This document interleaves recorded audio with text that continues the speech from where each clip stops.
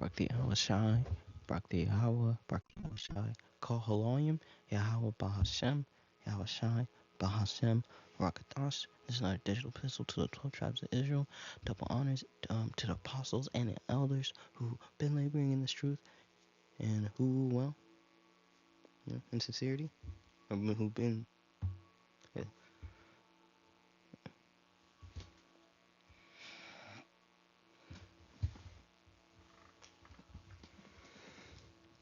Daniel 4:17.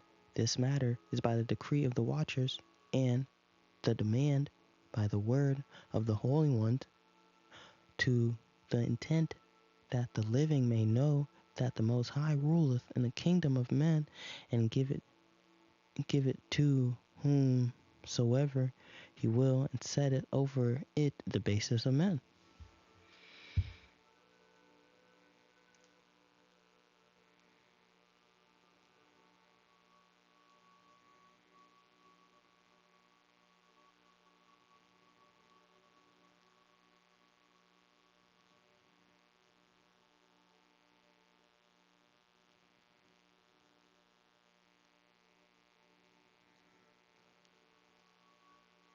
Some of the documents showing the white races of Europe, and we can get a better perspective as to who the Moors were fighting.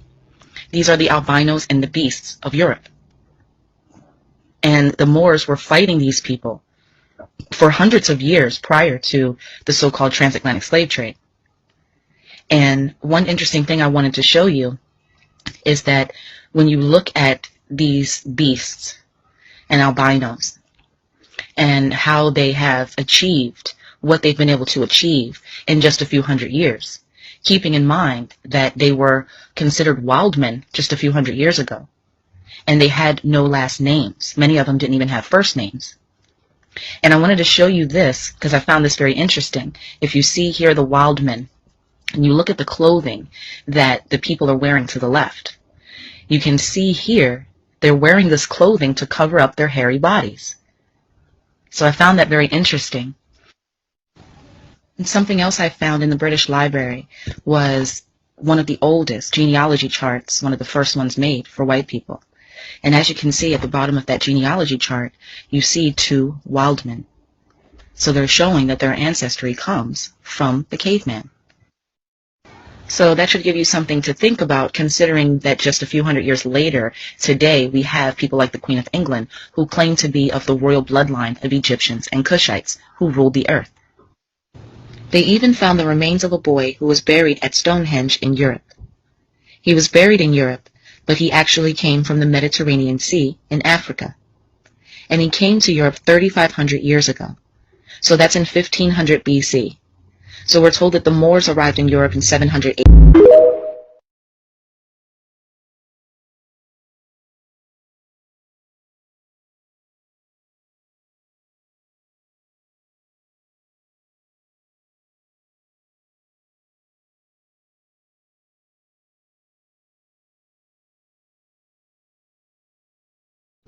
Like I have told you before, the Moors have beat you senseless. They beat the beast out of you. They civilized you. The Moors took you from your wild state, gave you religion, gave you so much religion that you perceived yourself as these gods. We adorned you with the finest attire, covered your naked parts, taught you workmanship, made you shave your excess hair, took you from your fours, made you stand upright, and gave you nobility. We made you kings over your own, and you started to make genealogies. But always remember, naturality will always return.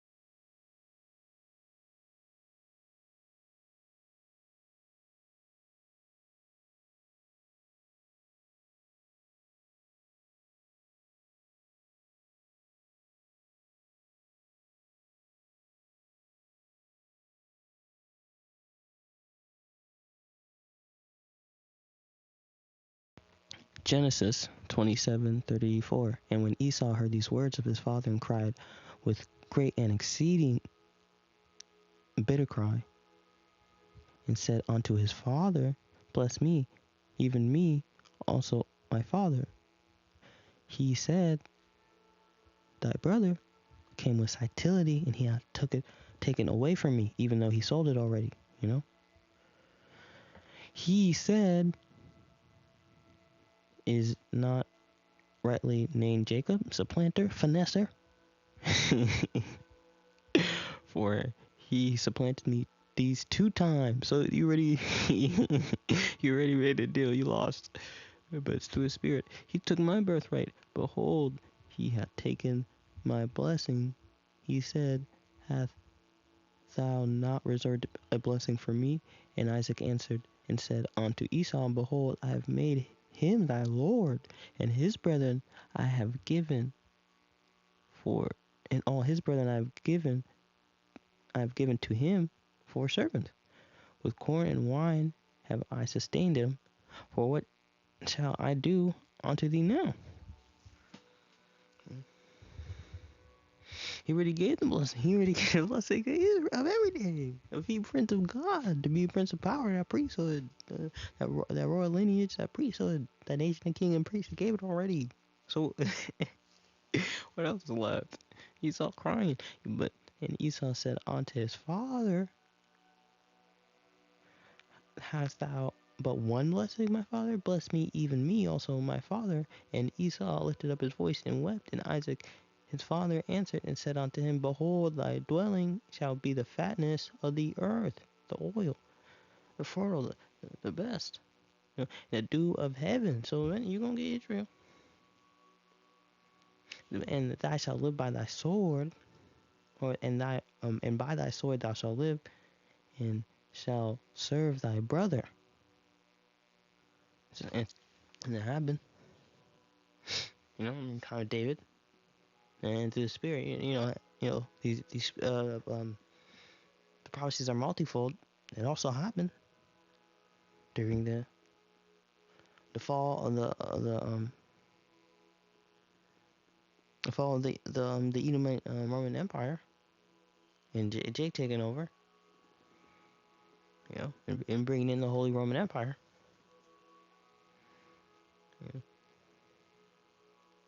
And it shall come to pass that when thou have broken the dominion from his neck, it will come to pass that thou shalt have dominion, and that thou shalt have broken his yoke from off his neck. And Esau hated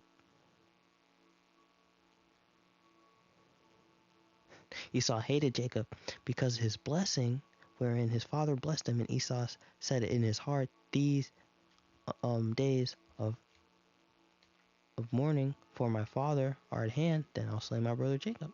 And these words Esau, her elder son, were told Rebekah. She sent and called her younger brother Jacob and said, Behold, thy brother Esau is touching thee, though thou comfort himself, purposing to kill.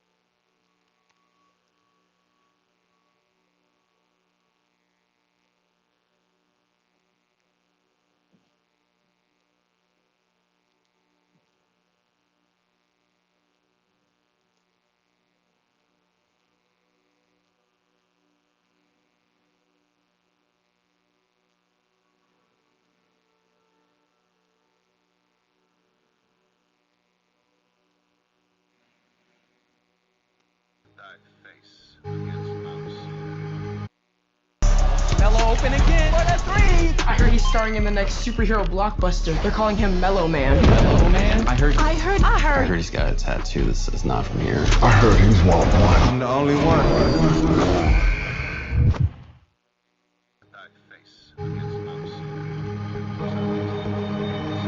Ezekiel 35. Moreover, the word of the Lord came unto me, saying, Son of man, set thy face against Mount Seir, and prophesy against it, and say unto it, Thus saith the Lord God, Behold, O Mount Seir, I am against thee, and I will stretch out mine hand against thee, and I will make thee most desolate.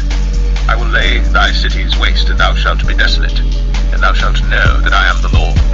Because thou hast had a perpetual hatred, and hast shed the blood of the children of Israel by the force of the sword in the time of their calamity, in the time that their iniquity had an end. Therefore as I live, saith the Lord God, I will prepare thee unto blood, and blood shall pursue thee, since thou hast not hated blood, even blood shall pursue thee. Thus will I make Mount Seir most desolate, and cut off from it him that passeth out, and him that returneth. And I will fill his mountains with his slain men. In thy hills, and in thy valleys, and in all thy rivers, shall they fall that are slain with the sword. I will make thee perpetual desolations, and thy city shall not return, and ye shall know that I am the Lord. Because thou hast said, These two nations and these two countries shall be mine, and we will possess it, whereas the Lord was there. Therefore as I live, saith the Lord God, I will even do according to thine anger, and according to thine envy, which thou hast used out of thy hatred against them. And I will make myself known among them when I have judged thee. And thou shalt know that I am the Lord, and that I have heard all thy blasphemies, which thou hast spoken against the mountains of Israel, saying, They are laid desolate, they are given us to consume. Thus with your mouth ye have boasted against me, and have multiplied your words against me. I have heard them. Thus saith the Lord God, When the whole earth rejoiceth, I will make thee desolate, as thou didst rejoice at the inheritance of the house of Israel, because it was desolate, so will I do unto thee. Thou shalt be desolate, O Mount Seir, and all Idumea, even all of it, and they shall know that I am the Lord.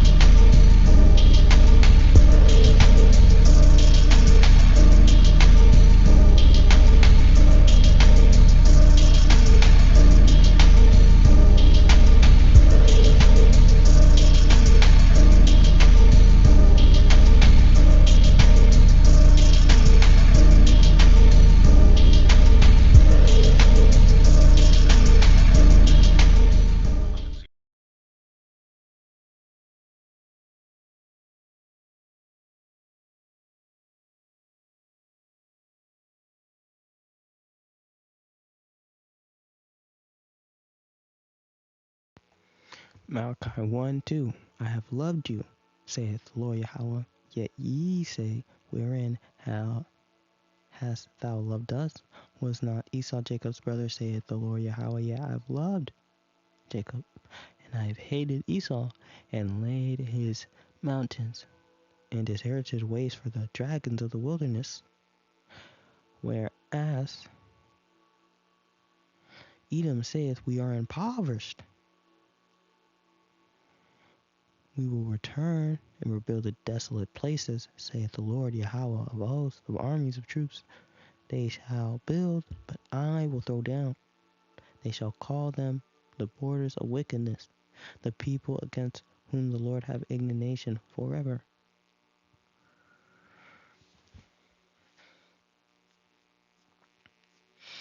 You know, and these Edomites, they took that Greco-Roman architecture. They carried it through all their empires.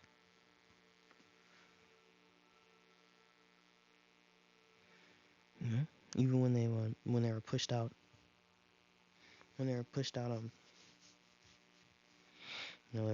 of Rome by Septimius Severus.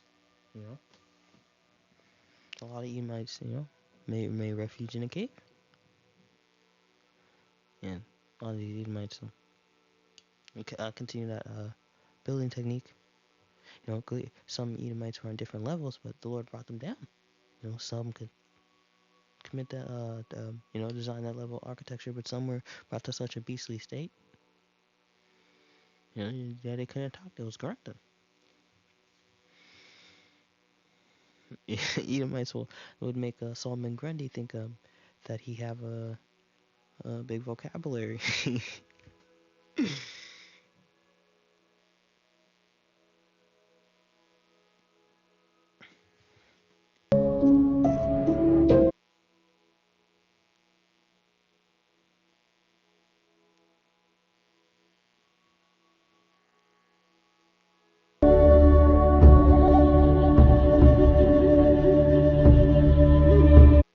Toxic therapy from your vape. I can't sleep. Listen to my.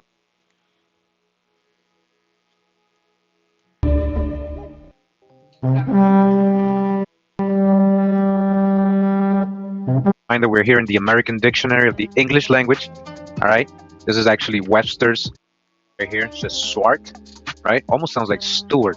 Swart, steward, swart, steward. Now, what they get steward? Did it mean black or dark? What is tapestry 1400 AD?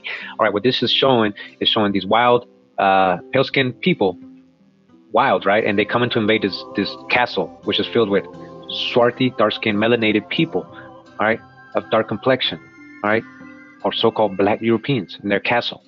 Black Europeans, what happened to them? They just disappeared. In arts in Boston. It's South German tapestry.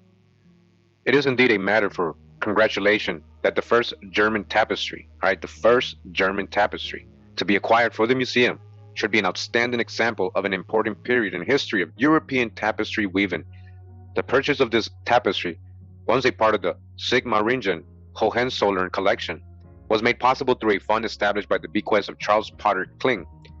Though precise dating of the tapestry from evidence now available is not possible, there are many reasons to believe that it was woven sometime during the last decade of the 14th century or the first decade of the 15th century, right? Historians know it's from that time period, okay? Might be even older. Medieval feudal hierarchy. Their rank and place in society is not shown by the style of their garments. Their clothes, if we may so describe the delicate Africa. This is Wild Men in the Middle Ages, a study in art, sentiment, and demonology by Richard Bernheimer, Harvard University Press. And real quick, I go to chapter 1, The Natural History of the Wild Man, just to read a little bit about this here instead. This book deals with literary and artistic figure whose imaginary character is proved by its appearance. It is a hairy man, curiously compounded of human and animal traits, without, however, sinking to the level of an ape. It exhibits upon its naked human anatomy a growth of fur, leaving bare only its face, feet, and hands, at times its knees and elbows, or the breast of the female of the species. Frequently, the creature is shown wielding a heavy club or mace, or the trunk of a tree, and since its body is usually naked except for a shaggy covering, it may hide its nudity under a strand of twisted foliage worn around the loins. Where any characteristics other than these appear, there is a possibility that instead of a wild man, we may be beholding another imaginary figure such as a devil, faun, or satyr. The creature itself may appear without its fur, its club, or its loin ornaments. Any one of its characteristics may be said to designate the species. This strange relative of Homo sapiens, a lively and sometimes pungent commentary on the bestial side of his nature, plays an astoundingly persistent, although on the whole subordinate part in the art and literature of the Middle Ages. But even though the frequency of the wild man's appearance in art and letters is not quite matched by the importance accorded to him in medieval thinking, his ubiquity must be regarded as a sign that he represented a major, if unacknowledged, trend of thought. All right, everybody was talking about this wild man. So is it really myth? His presence is like the running commentary with which a man's half-conscious imaginary accompanies his conscious ideals and aspirations, a reminder that there are basic and primitive impulses clamoring for satisfaction. Medieval literature and art are shot through with the mythology of the wild man.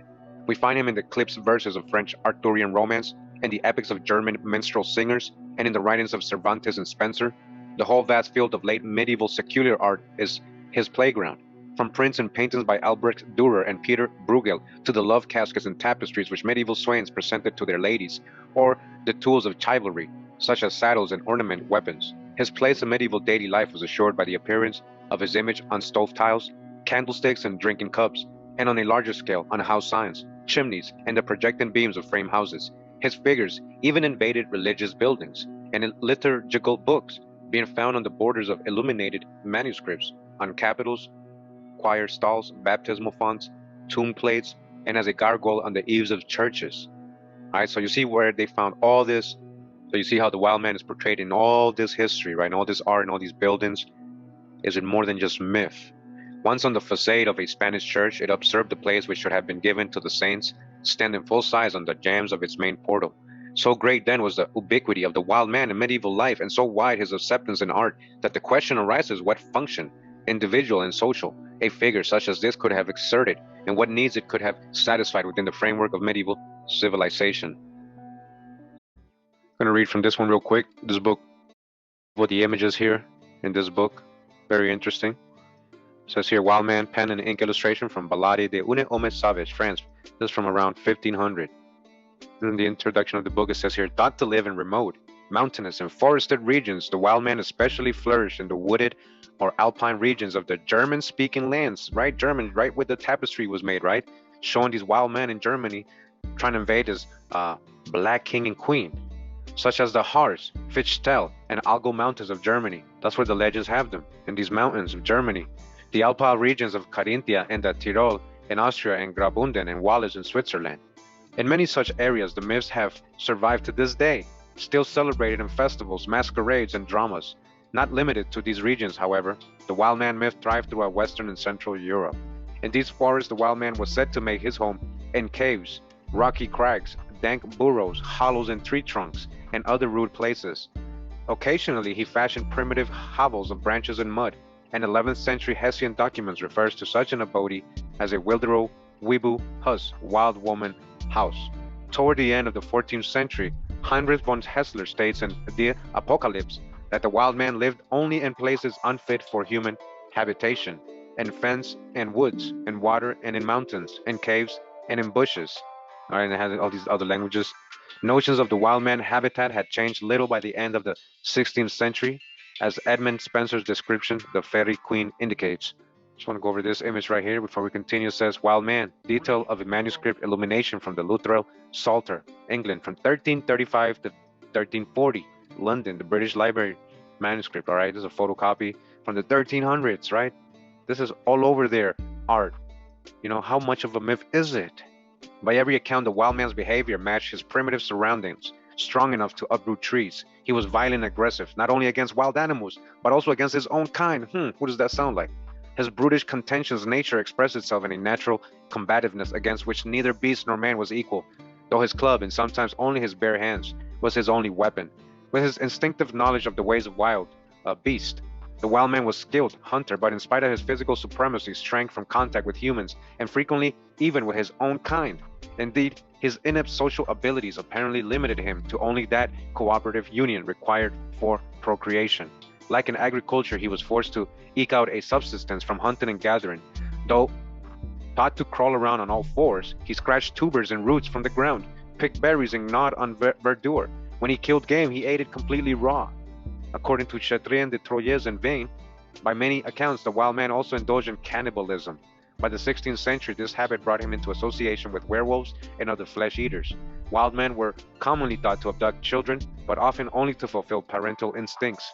Instances of wild folk substituting changelings for human children are also recorded. Although he was a hunter, the wild man was frequently hunted. Illustrations of the 14th century depict the wild man on all fours at bay, pursued by hounds and hunters on horseback. Incapable of speech, the wild man muttered only unintelligible sounds or none at all. I want to show some more images here. It says the wild man at bay, detail of manuscripts, illumination from Psalter of Queen of Mary, England, 1300 to 1325. All right, look at that. The wild man, all hairy, dogs going after him. It says here, wild man playing a Rebek Orpheus, wooden bread mold, Switzerland, 16th century. Okay, check it out. Shows Nebuchadnezzar cast out among the beast. Nebuchadnezzar, the wild man, detail of manuscript illumination from the Bible of San Pedro de Roda, about 1000 AD. Look at that, Paris, the wild man. And another one with Nebuchadnezzar cast out. Goes the wild man right here. And I just want to show some in color that they have in this book. Pretty cool images. We got dragons, We got the people with the face wild man, all different types of humanoids, all right, addressing these myths. The cons, come on, the Dracons. About 1400, all right, around 1400. Where's it located again? Boston Museum of Fine Arts. Two windows over the castle gate, woolly body hair and armed with stone. Right? Around 1400. Where's it located again? Boston Museum of Fine Arts. From left to right, 5 tall wild men covered with striped woolly body hair and armed with stone sticks, clubs, and fronts attack a castle peopled with small Moors.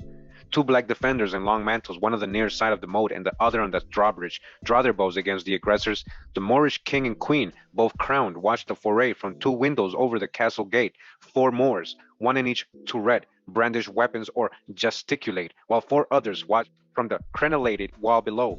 The castle stands in a sparse wooded grove. Emerging from the edge of the grove is a stag. In the central section, several wild men with garlands in their hair engage in struggles with various animals. One wild man grapples with a rampant lion, raising his club to deliver a blow. 2 other wild men, one with a long pole and another with a club, attempt to kill a basset-like creature, while a fourth engages a unicorn holding its horn in one hand and foreleg in the other. In the right-hand section, a wild woman and 2 children, one seated on her lap and the other at her side, sit in front of the rocky outcropping. The group is approached from both sides by 3 wild men, one on a stag, another with a lion slung over his shoulder, and the third kneeling before her, offering a leg of meat.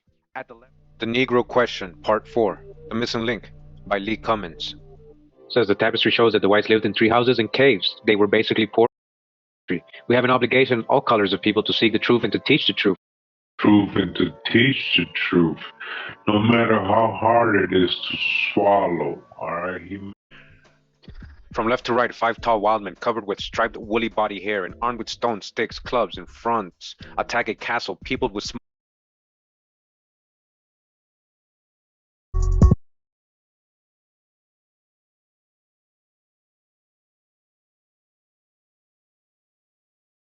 When I was watching that, I was like, man, that's Job. That's Job. You know? But now, Job 30, but now they that are younger than me have me in derision, whose fathers would have disdained to set the what I would have disdained to set with the dogs of my flock, man. I don't like these. I don't want to be an Edomite with his dog, man. That's the first habit we're attacking, you know. Man, he was that's an outside dog, or not even have a pet, or even an Israelite, the Edomite children, or even the Israelite children influence, might have an Edomite mother, influence the Edomites. They're out here kissing the animals, like killing your animals. That's such an aggressive animal relationship with them, but it shows how they treat people. Yeah, whereto might the strength of their hands profit me, in whom old age perish, for want and famine were they solitary, fleeing into the wilderness in former time, to desolate and waste. And even in Jamestown, these were cannibals. These people didn't know how to till land like the Northern Kingdom, the so-called native here, or the Southern Kingdom. They knew how to navigate here. You knew how to sustain. The earth doesn't yield forth the strength towards Esau. We know these settlers came here. They was cannibals. Who cut up the mellows by the bushes and juniper roots for their meats. Like they talked about it, and we just read, or it was just read. They were driven forth among men. They cried after them as a thief, to dwell in the clefts of the valleys, in the caves of the earth, and in the rocks, and among the bushes they brayed. Under the nettles they were gathered together. They were the children of fools. Yeah, children of basemen. They were viler than the earth. We're going, they were viler. To scourge, to smite, to drive away. These people were, they were driven away. And,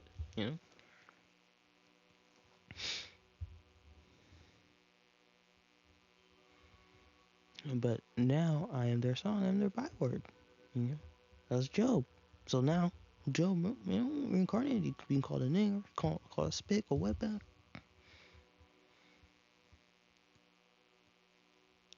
Horite, cave dweller, Aboriginal Idumean. Even though the original people who lived in the Mount Seir were the Edomites. I mean, were the Hamites. But he's stole the caves. He steal everything. He's really from his original home was Mount Seir. Then he got pushed into the Caucasus Mountains. So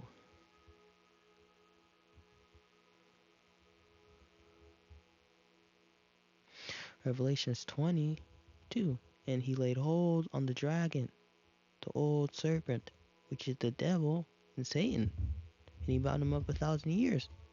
So the Edomite, the Roman army, the Edomite being able to amass a major empire army, that was locked up for 1,000 years. When they were sent to a low estate, where the aristocracy were pushed into small cities or pushed into caves. These Edomites were cut off from being able to amass power and influence over the world.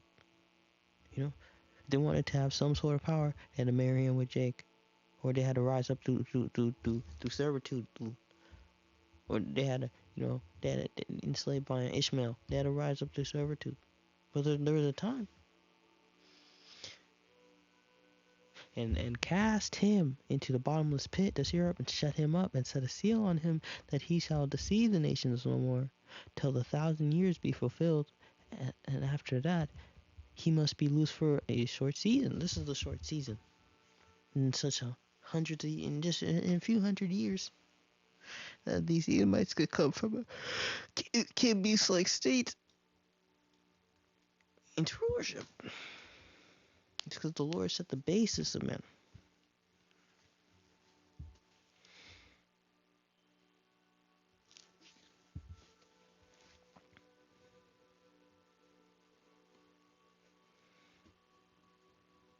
Because really, especially being pushed out, the aristocracy, the Edomite aristocracy, being pushed out by Septimius Severus.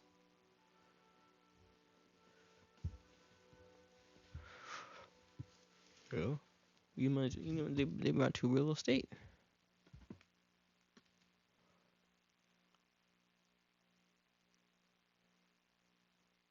And for a long time, even the Edomites, the Khazarians, they were doing so good. Jacob was warring with them heavy. Esau was warring with them heavy.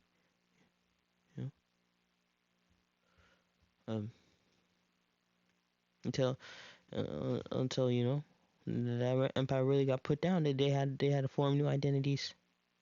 That they had to pick a political that build identities based off of politics.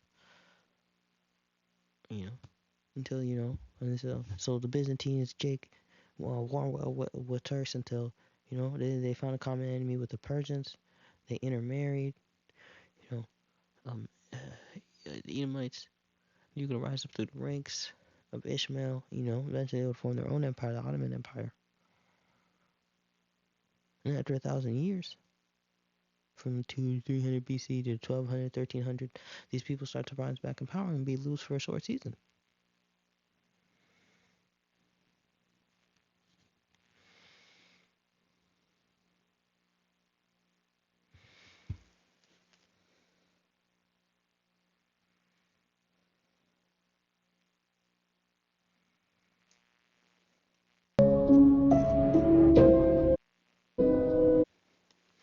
Origins of the small hats. The small hats today fall within two main types: Sephardic Jew and Ashkenazi. And the Sephardim are also known as Spanish Jews, which constitute 5% of the Jews of the world today. Ashkenazi are the Eastern European Jews, which are found in Poland, Russia, Germany, and West Asia. And this group makes up 90% of the so-called people today in the world. Many references and historical sources have unequivocally identified that the bulk of the Ashkenazis, or the, Habakkuk identified the bulk of Ashkenazis were derived from a people known as the Khazars, or the Khazars. In some texts, the original Uish Encyclopedia of 1905 revealed that the main stock of the small hats came from an Asiatic people known as the Khazars. The Khazars were Turkish people Turkish origins whose life and history were interwoven with the very beginning of history and the history of Jews of Russia. Historic evidence points to the region of the Urals as the home of the Khazars.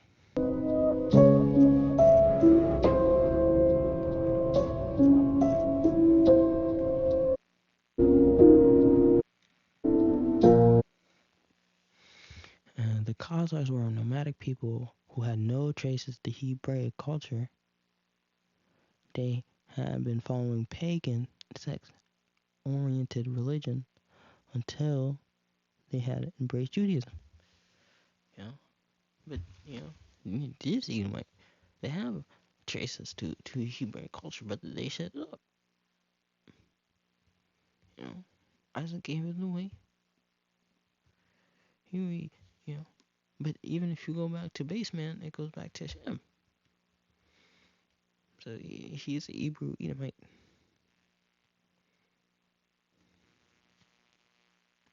And I thought I'd go and have a look at Jewish literature to see. And here we see three quotes. And the first is in the 1925 Jewish Encyclopedia, which says that Esau, Edom, is modern Jewry. And of course this is contrary to what most people believe today, which is that the Jews are God's chosen people because they are the Israelites. But here the Jewish literature is saying that they are actually from the tribe of Edom, not the tribe of Israel. In the Jewish Almanac in 1980 it says, strictly speaking, it is incorrect to call an ancient Israelite a Jew or to call a contemporary Jew an Israelite or Hebrew. And that's because, truthfully speaking, they're not the Hebrews or Israelites, they're really the Edomites. And also we see here in the Encyclopedia Judaica that Edomite Jews began to call themselves Hebrews and Israelites in 1860.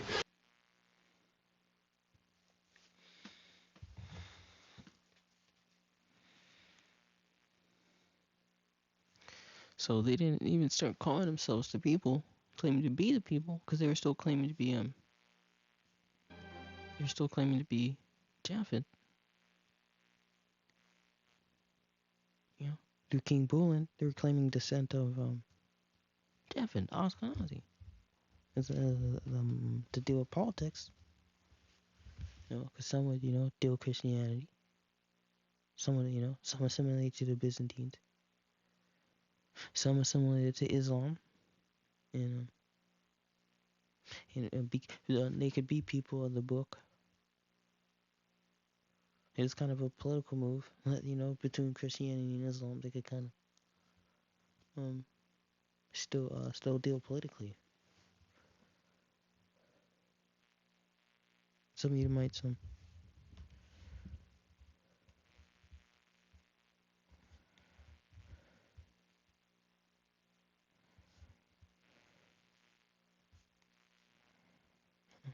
Ecclesiastes 10:7. I have seen servants upon horses and princes walking as servants upon earth, man.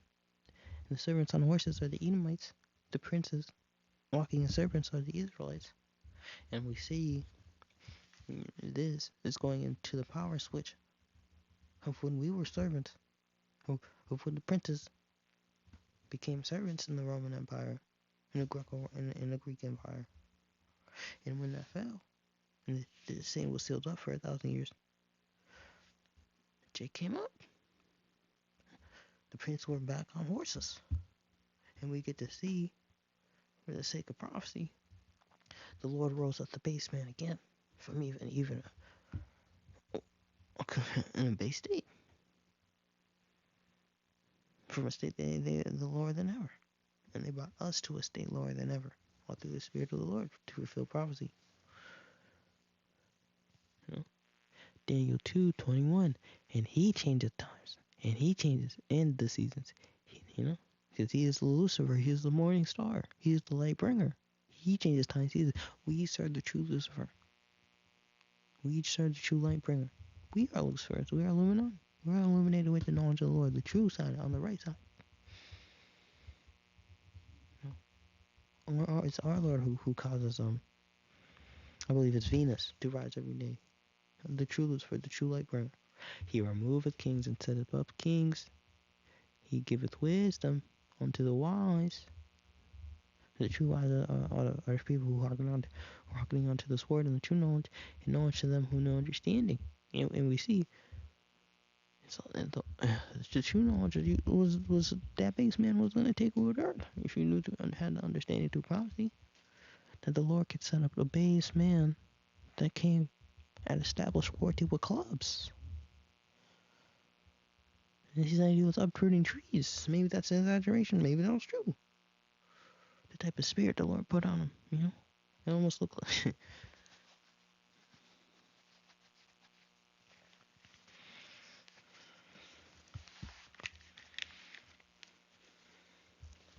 Ecclesiastes 9:11. I returned and saw under the sun that the race is not to the swift, nor the battle to the strong, neither yet to the bread to the wise, nor yet riches to the men of understanding, nor yet favor to the men of skill. But time and chance happen to them all, and even to this base man.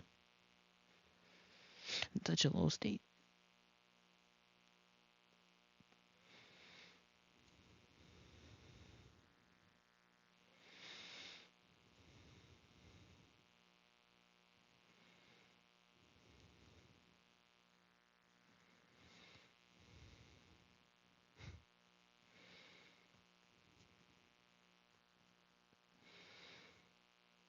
For promotion.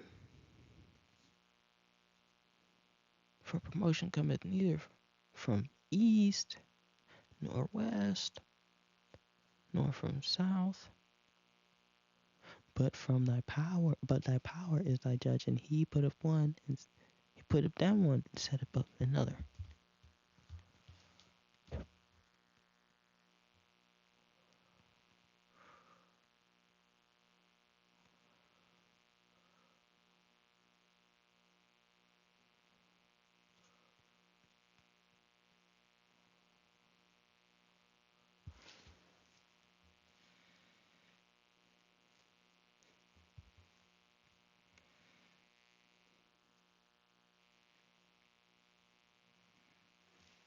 Behold, I have made thee.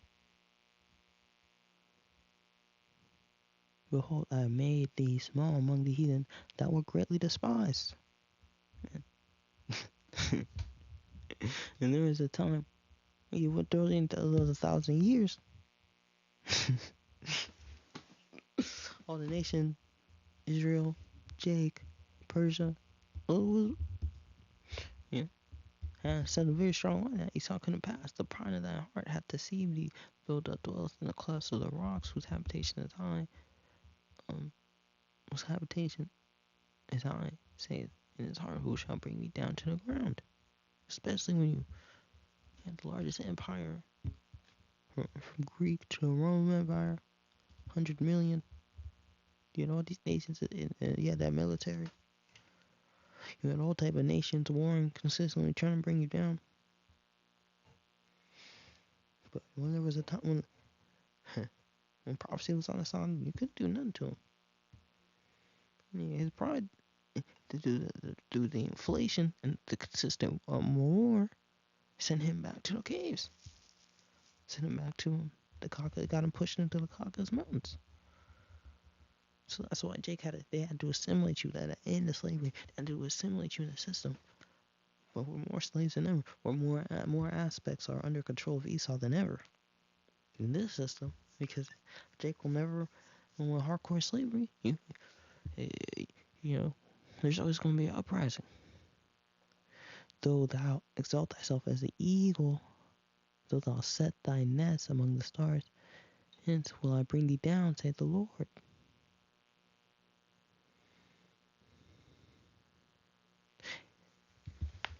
Bring thee.